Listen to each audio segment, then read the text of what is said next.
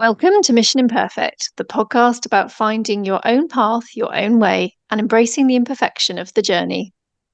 We're your hosts, life coaches, former HR professionals, and mums, Kirsty and Catherine.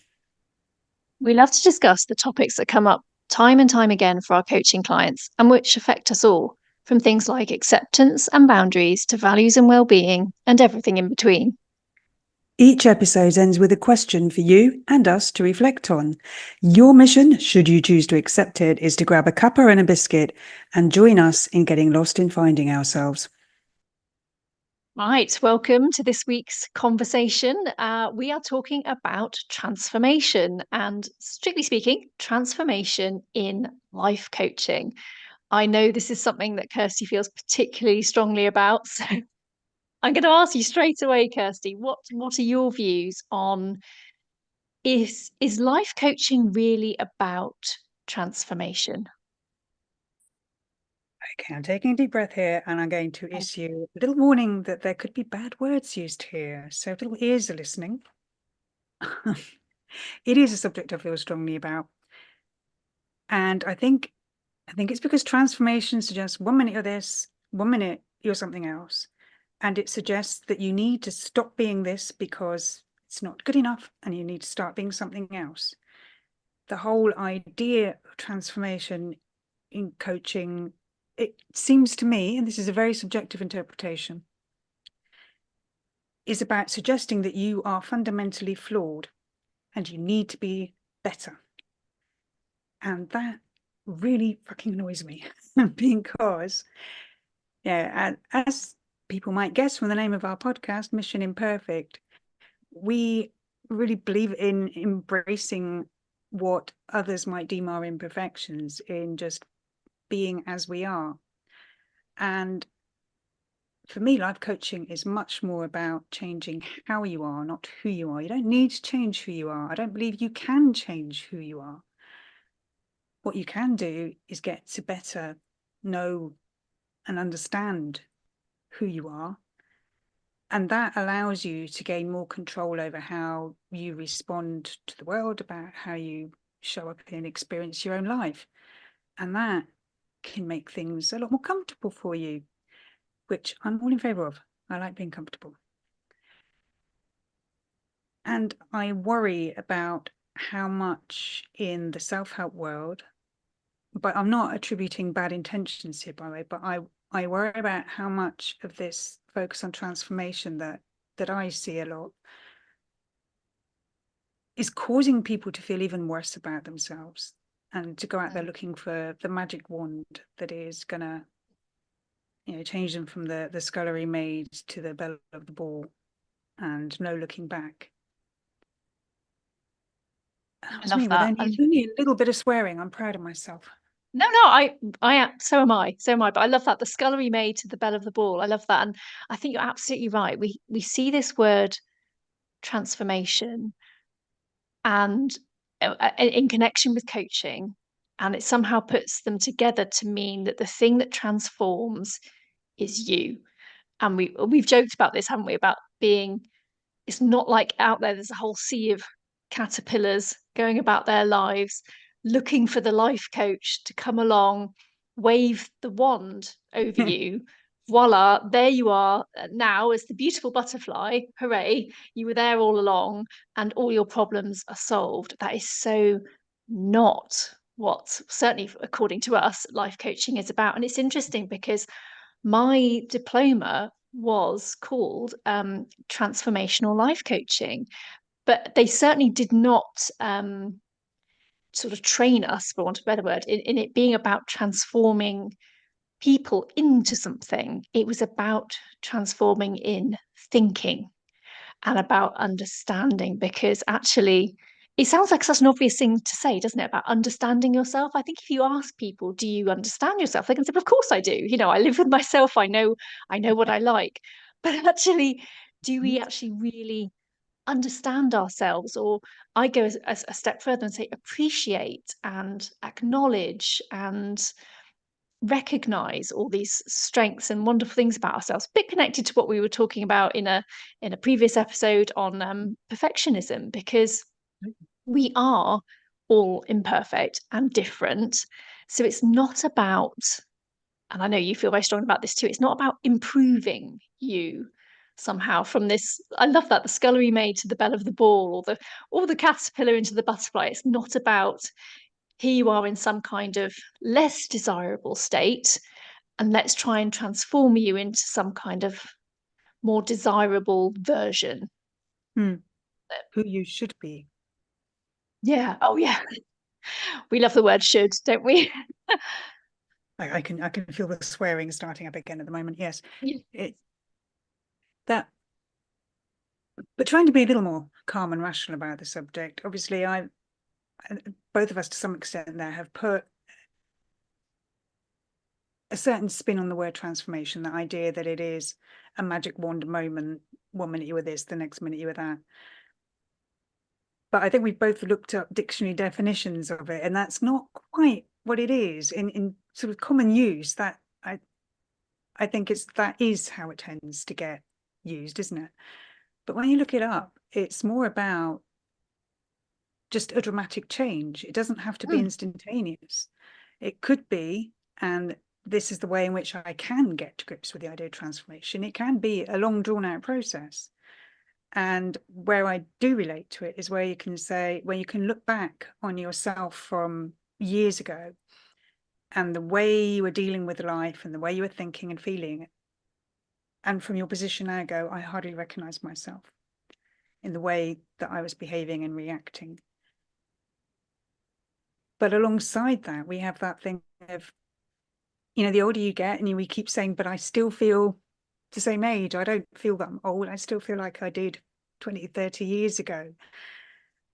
It's because we're not changing who we are. We're just changing how we are coping, how we are behaving and thinking, hopefully for the better, Yeah. in ways that better serve us, not in terms of an absolute better, but in ways that better serve us.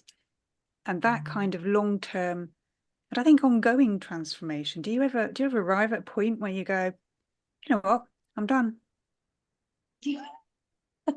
That's it. This is how I am. And I'm absolutely 100% happy with every aspect of how I think and feel and behave. Do you ever get to that? Probably not.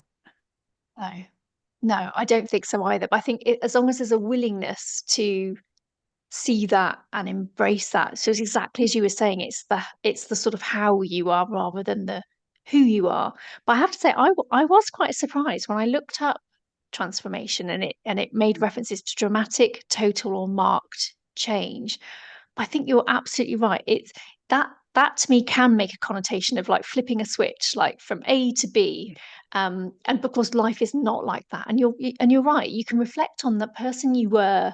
Like I think back to sort of student me, and I recognize myself in there. Like I've always been referred to as conscientious, for example.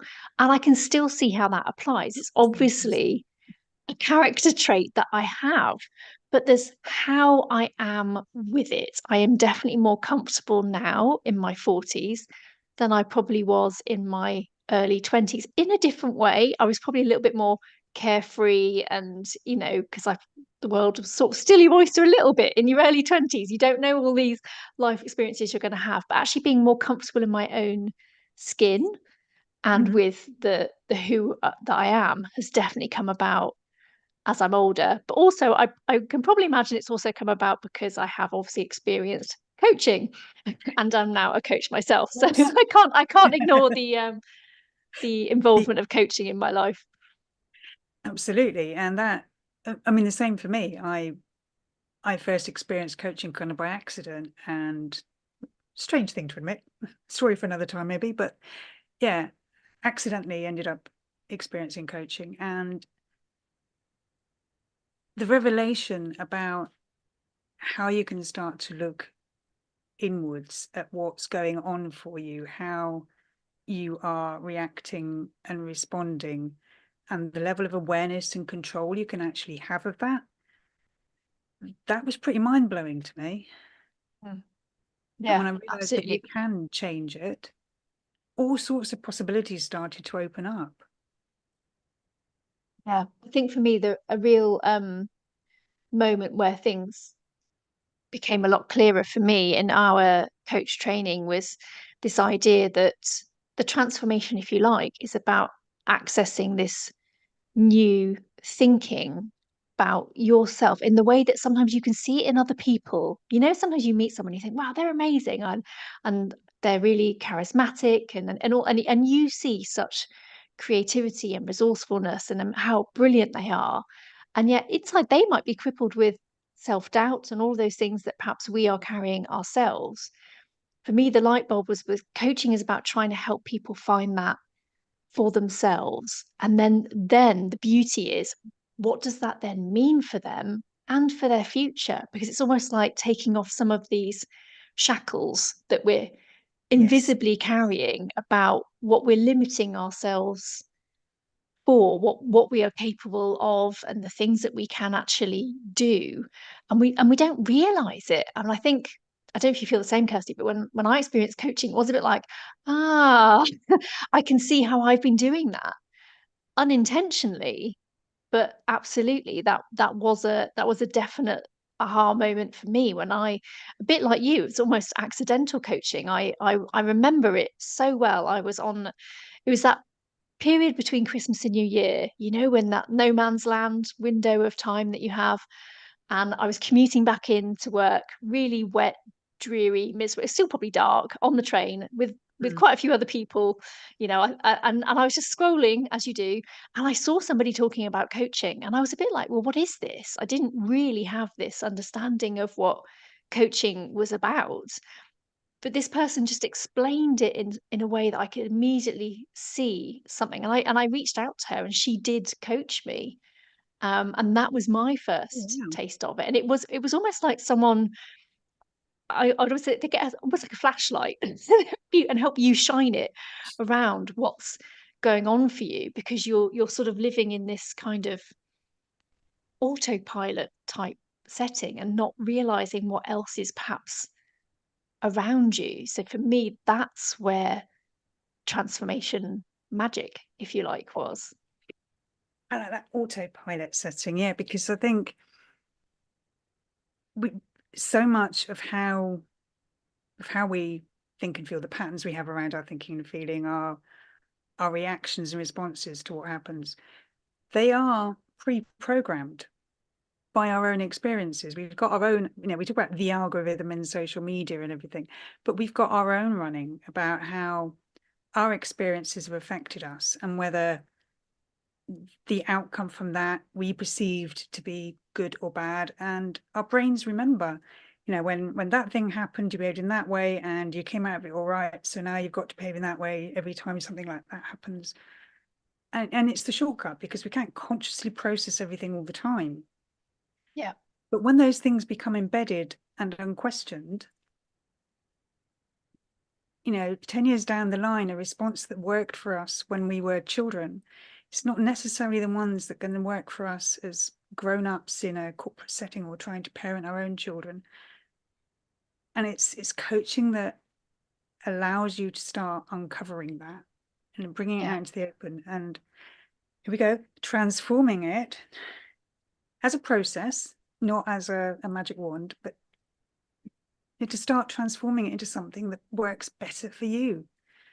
Yeah, absolutely. I remember us talking in training again about our brains are actually secretly lazy. They like shortcuts. It's a bit like if you go into you're doing a new journey to work, for example, you've started a new job, you find that new journey, you don't then keep looking for a different way to get to work. You know that route. It may not be the most effective one, but you've discovered it and you do it. It's become something that your brain no longer has to process and think about and use its valuable energy for. The danger with that, and what you referenced to earlier, is it becomes a pathway well trodden. So we get Mm. used to thinking a certain way about our lives, ourselves, our situations, and that can be quite limiting. And the transformation is suddenly realizing, there is another path, there is another option, there is another way of thinking and understanding and appreciating myself, which is, if we're honest, who in their life thinks that's what I'm going to pay attention to. You don't, do you? You go in through the motions of living your life and doing the things that you need to do. We don't actually spend, well, we do probably a little bit more nowadays. I think there's a lot more, you know, in social media about reflective habits and so on for the better. But Yeah, how often do we really think, I'm going to spend some time thinking about myself? And it's not always comfortable for people to do that, is it? So I think that's the beauty of coaching. You're having somebody to help you shine that light around a little bit and seeing what's underneath. absolutely. I mean, it can be quite hard to do it for yourself. I mean, I fell Yeah. into the world of self-help at a time when life felt very difficult. I was dealing with a lot of difficult emotions, but I was trying to find things that worked for me, and I got into some Buddhist thought and some mindfulness and things like that, and lots of self-help books with the word fuck in the title. I mean, who knew? But they all started to open things up for me and to really help, and I was sort of gobsmacked. And it felt transformative in the magic wand sense of the word, that I was seeing these insights going, oh, now I can see it like that. Nothing will ever be the same again. But of course, that momentary insight does not eliminate years of embedded learning. And you very quickly retreat back into it. And I think a benefit of coaching is that that sort of external prodding and questioning goes a little bit deeper than we are likely to go for ourselves. And we will still hide from ourselves. No, it's a defense mechanism, isn't it? We don't want to go where it hurts, Yeah. or where it's uncomfortable, or where it might be difficult. Whereas a coach just questioning what you're saying, what's coming up for you, will take you there. And you start to address it. And that's how you can start to change how you're thinking and feeling into ways that serve you better. Yeah. But you're So still you. just to You give, haven't transformed. You're a no, fucking no, caterpillar in the first place. no, You don't need to transform. exactly, exactly. So the transformations we're talking about when it comes to coaching is, as we've said, it's really about in your understanding of who you are. So you might have a transformation in what you realize you're capable of, realizing what you actually have already achieved and have perhaps have discounted, forgotten, ignored, um, choosing goals or desires in your life that are things that you actually want, Mm, not what others want for you or things that what you do you think think. you should want? Sorry?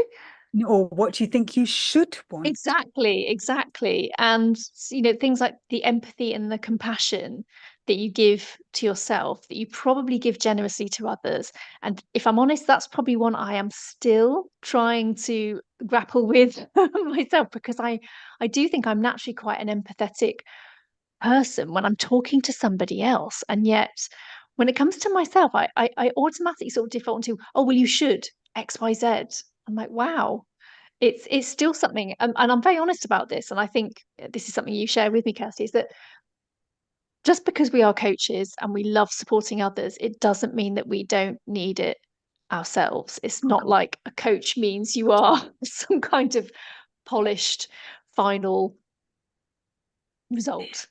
never trust a coach who isn't being coached. That would that would be my general advice. Yeah, And you don't necessarily need to be doing it all the time. I do not get coached every week or even every month all the time, but I keep going back to be coached because I understand the value and the benefit that I get from it.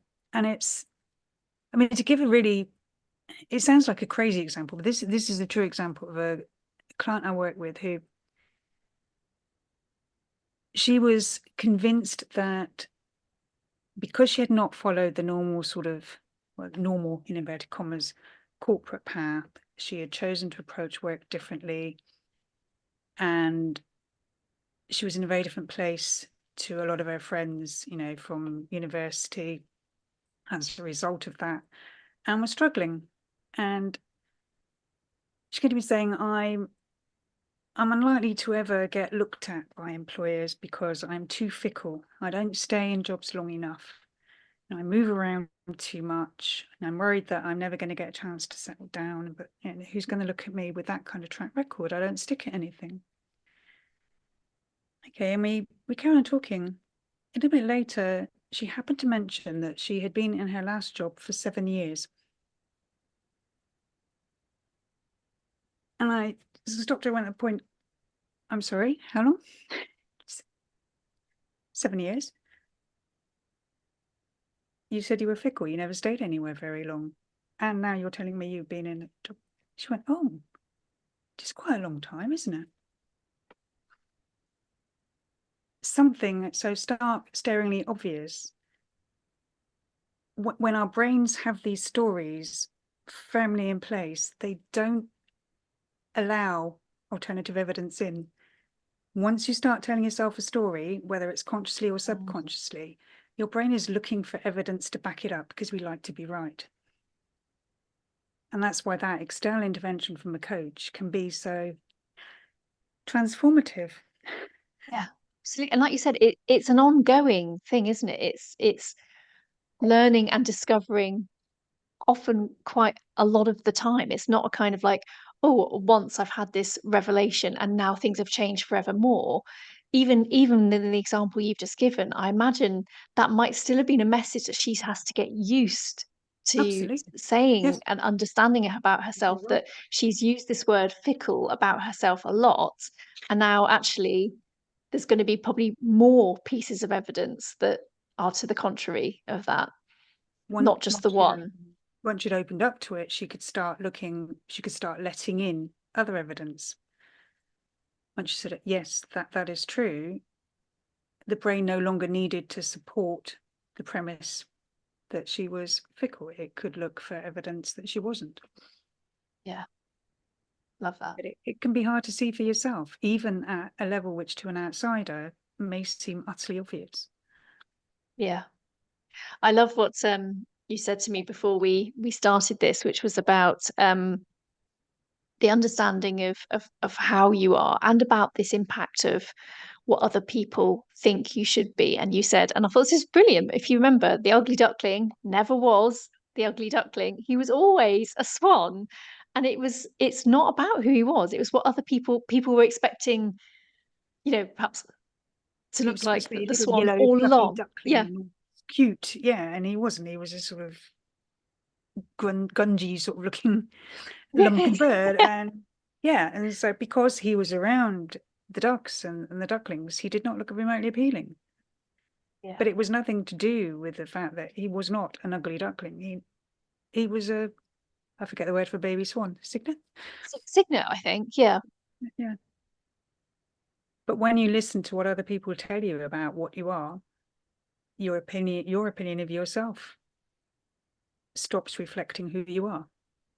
Mm. And yours is the opinion that ultimately matters the most. That's, I It think, is. something that, yeah, we really feel very strongly about, that people's understanding of themselves is the most important understanding that we can have. You're the person you have to live with your entire life, after all. So the person you need to understand and respond Doesn't to and always get. empathize with and show all that compassion to is to ourselves. And it is something that we don't always find easy. And I know we've spoken very honestly about this before, that even for ourselves, but in fact, we've actually got a question for everyone. Should we go for it now? Should we plow straight in with the Yes. question? So we like to include a question in our episodes because obviously as coaches, this is what we like to do, is ask questions. So our question today is, what thought about yourself or your life do you want to transform, and what into? So you'll notice this isn't meaning what do you want to transform into, it's a thought about yourself or your life. So, and in true honest style, we're always going to contribute our own thoughts to this as well. So Kirsty, over to you. Do you have any thoughts on that? I do. This is one that I have been working on since I first started delving into all the self-help stuff. And so I'm quite boldly say I would like to think that I am in the process of transforming it, but it's that thought that I'm not good enough, that I don't measure up to what I should be. And again, however much I know rationally, how much I can tell myself that that isn't a thing, I don't have to worry about it. It still lurks, it still pops up because I'm in my 50s now, and that idea of what I should be and what I've been told about, areas in which I'm not good enough, it's been going on for a long time. It takes a while to shift it.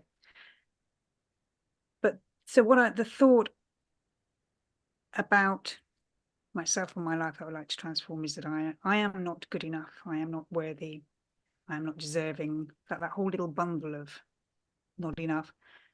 And I guess the obvious thing I want to transform it into is I am enough. I am worthy. I am deserving. And that's ongoing. And again, it's not that there is no magic wand. But the good news about there being no magic wand is that there is no wicked stepmother either. So it's, again, I look back to where I was when I started that journey and alighting on all those sweary self-help books, and my attitude towards myself is almost unrecognizable. So having started as somebody who was being very unkind about the word transformation, maybe I need to be a little kinder to it. I think as long as it's phrased in the right way, right? And I think we Yeah. we've tried to explain what it means to us. And I think in that light, yes, absolutely, I can totally get on board with that too. And how about you, Catherine? What thought about yourself or your life do you want to transform? Oh, just one. As I'm many joking. as you like. Um, We can be here all night. It's not a problem.